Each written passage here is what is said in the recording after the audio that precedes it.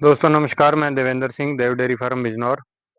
आज हम बात करेंगे कि फार्म पे ब्रीडिंग कैसे करते हैं और सही जेनेटिक्स का चुनाव कैसे करते हैं। तो इसको समझने के लिए आपको जो है एबीएस का, जो अगर एबीएस का सीमन लगाना है या वर्ल्ड वाइड का या किसी और भी कंपनियां हैं, यही टोटल है, एसटी जेनेटिक्स है, तो इनका जो सीमन का चार्ट होता है उसको समझना पड़ता है। वो किस तरीके से अपने हर्ड को इम्प्रूव करेगा, कैसे कैसे करेगा।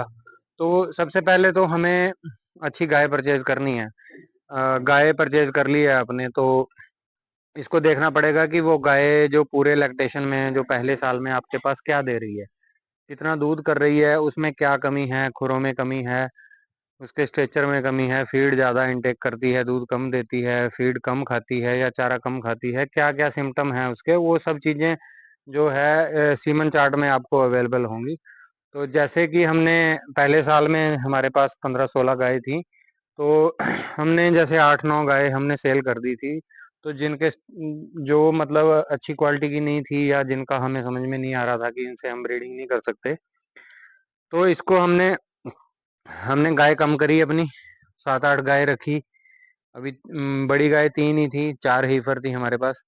तो इनके ऊपर हमने ब्रीडिंग के लिए हमने पहले हैमर को चूज किया था। तो चलो हैमर कंसीव नहीं कर पाया, तो उसके बाद हमने जो है मैजिक और हॉट स्टार को हमने सेलेक्ट किया। जो मैजिक और हॉट स्टार है, ये दोनों एक ही ब्लड लाइन है। और ये आपको खासकर ध्यान रखना है कि जब भी आप यूज करें, एक ही ब्लड लाइन यूज करें, एक ही सीमन हर्ड में यूज करें, पॉसिबल हो सके तो। बाकी उसकी जो सिलेक्शन है वो अलग अलग ट्रेड्स के हिसाब से अलग अलग होती है। तो हमने मैजिक में और हॉटस्टार में देखा कि इन दोनों की ब्लड लाइन सेम है, तो इनको आपस में एक दूसरे से हम क्रॉस नहीं करा सकते, एक ही ब्लड लाइन के बुल हैं ये। तो हमारे हर्ड में जो इम्प्रूवमेंट वैसे तो अच्छा है, पहले से ही अच्छा है। हमारे गाय जो हैं थनैला नहीं पकड़ती हैं और लंबे समय तक दूध देती हैं, क्योंकि हमने पहले ही गाय सेलेक्ट कर ली थी। तो अब इनके ऊपर हमें जो है ब्रीडिंग करना आसान हो गया। तो अब मैं आगे दिखाता हूँ आपको। जैसे हमारी जो गाय कल ब्याई थी, हीफर फर्स्ट टाइम ब्याई है। तो अभी इसका वैसे टाइम पड़ा हुआ था। अभी ये इसने हॉट स्टार की बेटी को जन्म दिया है। ये आज 2 दिन की हो गई है, दूसरा दिन है आज। तो ये थोड़ी छोटी आई है, क्योंकि ये इसकी काविंग जो है वो अपने समय से 16 दिन पहले काविंग होगी। तो इसके ऊपर भी दो बातें हैं। अभी ये बैठी है, मैं इसको खड़ी करता हूँ। खड़ी करने के बाद मैं आपको समझाता हूँ कि क्या इसमें क्या इम्प्रूवमेंट हमने करना था। जैसे ये बताया मैंने आपको कि ये इसकी माँ ने भी अच्छा दूध दिया था। ये हम डेयरी फार्म से लेके आए थे, काशीपुर से। तो ये खुद हैमर की है। इसका स्ट्रेचर वगैरह टॉल है, स्ट्रेचर अच्छा है इसका। डेयरी फार्म जो इसका स्ट्रक्चर है, बॉडी स्ट्रक्चर, वो भी अच्छा है। इसको ये जो रिब्स वगैरह शो कर रही हैं, ये चौड़ा साइज जो होता है, इसको डेयरी फार्म बोलते हैं। तो ट्रांजिशन फीड हमने अच्छी मैनेजमेंट करी, तो थन वगैरह इसके बहुत अच्छे हैं, थनैले का कोई चांस नहीं है। और जेर वगैरह अपने आप पड़ गई थी इसकी।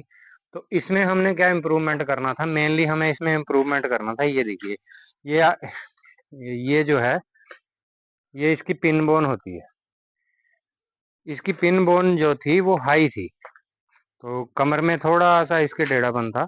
वैसे ओवरऑल कमर इसकी सीधी है, लेकिन पिन बोन हाई होने की वजह से, इसका जो पिन बोन था वो हाई होने की वजह से इसकी कमर में थोड़ी सी आपको ऐसे लगेगा जैसे ना लचक हो।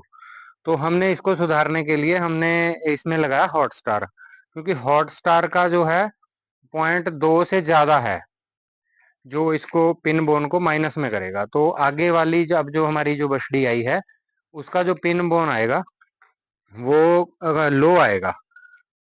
यही मेन चीजें देखने वाली होती हैं। जैसे हमने इसका पिन बोन को हमने सेलेक्ट किया था कि इसका पिन बोन जो है लो आना चाहिए। बाकी इसका ये जो गैप है वो अच्छा है, इसमें बच्चा फंसने की प्रॉब्लम नहीं आई। और अभी इसका जो अडर का जो है, अडर का आप देखिए, ये अडर जो है, ये साइज जो है यहाँ से लेके यहाँ तक, ये जितना कम हो उतना अच्छा है। अडर इसका कम्पैक्ट है, और इसका अडर सारा इसका रियर व्यू ही आता है, फ्रंट व्यू इसका नहीं है। पीछे से इसको जो है मिल्किंग मशीन लगाना आसान रहता है। तो उसके लिए ये हैमर की है, तो इसका ऑर्डर जो बहुत अच्छा आया हुआ है। अभी थोड़ी थोड़ी स्वेलिंग है इस पे। अभी इसका जो ये गैप है, ये भी करीब 4 इंच का गैप है इसका, पीछे के थनों का। तो ये चीजें तो हमें इसमें आगे सुधार करने की जरूरत ही नहीं है, क्योंकि हम अगर इम्पोर्टेड बुल लगाएंगे अच्छे, तो इन चीजों में सुधार आ जाएगा। ये देखिए, आगे वाले इसके प्लेस टीट्स हैं जो, इनका भी गैप अच्छा है। तो अभी स्वेलिंग की वजह से थन थोड़े बड़े हैं, लेकिन इसके थन जो है मशीन के अकॉर्डिंग ही आएंगे और ऑर्डर इसका कम्पैक्ट ही रहेगा। तो दूध की अगर बात करें हम, तो दूध तो ये अच्छा देगी ही देगी, क्योंकि ये खुद भी अच्छे फार्म से आई है। तो दूध इसकी माँ का भी अच्छा था, ये खुद भी हैमर की है, तो दूध तो ये अच्छा अपने आप करेगी। दूध की ऊपर हमें जाने की जरूरत नहीं है। हमें जो इसकी कमियां हैं, अब उनको हमें रिमूव करना है। तो लेग स्कोर इसका अच्छा है, लेग्स वगैरह इसकी मोटी हैं, अच्छी हैं लेग्स। इसमें जो है लंगड़ेपन की या खुरों की समस्या नहीं आएगी। और पिछली टांगों का जो टेढ़ापन होता है वो भी इसमें नहीं है, बिल्कुल परफेक्ट टांगे हैं इसकी। तो पशु में जो है ये यही चीजें देखने वाली होती हैं।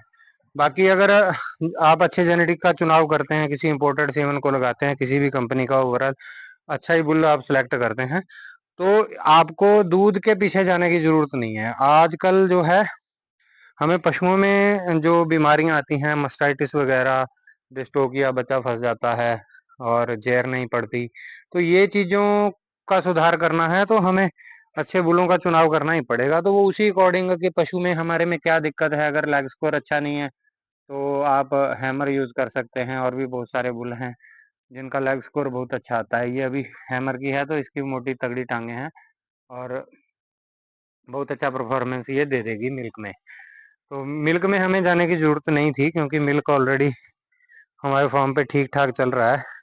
क्योंकि अच्छे बुल लगाएंगे तो मिल्क तो आगे, मैनेजमेंट अच्छी है तो साइलेज अच्छा देंगे, फीड की क्वालिटी अच्छी होगी, तो दूध तो अच्छा आ ही जाएगा। हमें जो इसका सुधार करना था, इसका जो पिन बोन हमें सुधारना था, तो वो आगे हॉट स्टार इसको सुधार देगा, क्योंकि उसका पिन बोन जो है तीन के आसपास उसका जो है कम है, 2.25 के आसपास है। तो ये बहुत अच्छे से इसमें सुधार करेगा।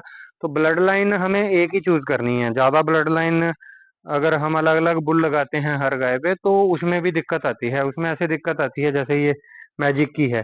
तो अब आगे हम इन दोनों को जो है एक ही सीमन यूज कर सकते हैं। तो हमें रिकॉर्ड रखना और आगे का जो सारा डाटा इन ब्रीडिंग ना हो, उसको मेंटेन करने के लिए हमें और आसानी हो जाएगी। अगर हम ज्यादा बुल लगाते हैं, अलग अलग ब्लड लाइन के बुल लगाते हैं, तो आगे फिर लंबा चौड़ा ध्यान रखना पड़ता है। तो इस बार जैसे हमने सारा हॉट स्टार लगाया था, 2 ही मैजिक लगाए हैं। तो अभी हमने कन्वेंशनल ही लगाया था, क्योंकि इतनी अच्छी किस्मत नहीं थी कि सेक्सीमन से कंसीव हो जाए। तो लेकिन भगवान ने हमारी सुनी। अभी हमारी 3 गायें ब्याई हैं और तीनों ने बछड़ियां दी हैं, तो ये बहुत अच्छा है फार्म के लिए। और फार्म को अगर ग्रो करना है अच्छे से, तो बछड़ियों का आना बहुत जरूरी है। और इनका पालन पोषण जो है, सही मैनेजमेंट इसका बहुत जरूरी है। ऐसा नहीं है कि आमदे सीमन लगा दिया अच्छा और हो गया, और उसके बाद आप कोई ध्यान नहीं दे रहे हैं तो दूध आ जाएगा, ऐसा नहीं है। इन अभी ये बछड़ी 1 महीने से 2-3 दिन ऊपर हो गई है, तो इसको अभी हमने 5 लीटर से प्लस दूध कर दिया है। पहले हम 4 सवा 4 लीटर दे रहे थे, अब इसको 5 लीटर से ज्यादा हमने दूध देना स्टार्ट कर दिया है। ट्रेंट की बछड़ी 3 महीने से ऊपर चली गई है, तो उसका हमने बंद कर दिया। वो फीड खा रही है, अच्छे से फीड खा रही है। बीच में उसे दस्त लग गए थे, तो उसकी वजह से उसका थोड़ा सा जो है वो बॉडी थोड़ी डाउन हो गई थी, लेकिन हमने उसकी रिकवरी कर ली। अब वो फीड खा रही है एकदम मजे से है। डिवर्मिंग टाइम से होती है, अभी परसों ही इसकी डिवर्मिंग करी थी मैजिक की बछड़ी की। तो ये अच्छे से ग्रोथ कर रही है। तो जैसे अ, इसकी माँ की बात करें, तो इसकी माँ अभी 28 से लेकर 30 लीटर के समथिंग चल रही है। कभी 28 लीटर होता है, कभी 30 होता है, 29 हो जाता है, ऐसे एक आध लीटर अप डाउन होता रहता है रोज के मसले में। तो क्योंकि हम 8 किलो फीड दे रहे हैं, तो बहुत अच्छे से दूध मेंटेन कर रही है इसकी मदर। तो अभी 5 से 6 लीटर दूध ये पी रही है। अब इसका आगे पीछे ब्याने का ये फायदा है, क्योंकि वो 1 महीना पहले ब्याई, तो पहले इसको कोलेस्ट्रॉम हमने लगातार दिया। अब वो हैमर की बछड़ी कल ब्याई थी, तो अब इस उसका कोलेस्ट्रॉम हम इसको भी पिला रहे हैं। उसके लिए भी पूरा हो रहा है, इसके लिए भी पूरा हो रहा है, थोड़ा सा बच भी जा रहा है, क्योंकि वो पहलवान है तो अभी कम दे रही है। अब लेकिन ये दोनों बछड़ियां, अब जितने दिन उसका खीस आएगा हम उसी का खीस पिलाएंगे। उसके बाद जो है ये वाली गाय के 6-7 दिन रह गए ब्याने के, तो ये भी आ जाएगी। तो इसका खीस हम इसे पिलाएंगे और वो छोटी बछड़ी हॉट स्टार की उसे भी पिलाएंगे। तो ये हमारी गाय जो है जनवरी तक ब्याती रहेंगी, कोई 20 दिन के गैप पे, कोई 1 महीने के गैप पे। तो जैसे जैसे इनकी खीस आती रहेगी तो हम इनको बछड़ियों को ज्यादा से ज्यादा खीस पिलाएंगे ताकि इनकी ग्रोथ अच्छी हो और बीमारियों से लड़ने की इनकी ताकत बढ़ी रहे। तो ये ब्रीडिंग करने का यही एक विजन है कि आगे फार्म अच्छा चले, फार्म में दूध तो अपने आप बढ़ जाएगा, हमें तो सिर्फ इनके ब्रीड के कैरेक्टर सुधारने हैं, जो इनकी बीमारियां वगैरह कम आए। तो आज की वीडियो बस इतना ही। अगर मेरे द्वारा दी गई जानकारी आपको अच्छी लगे तो चैनल को लाइक और सब्सक्राइब जरूर कीजिए। सत श्री अकाल, धन्यवाद, नमस्कार।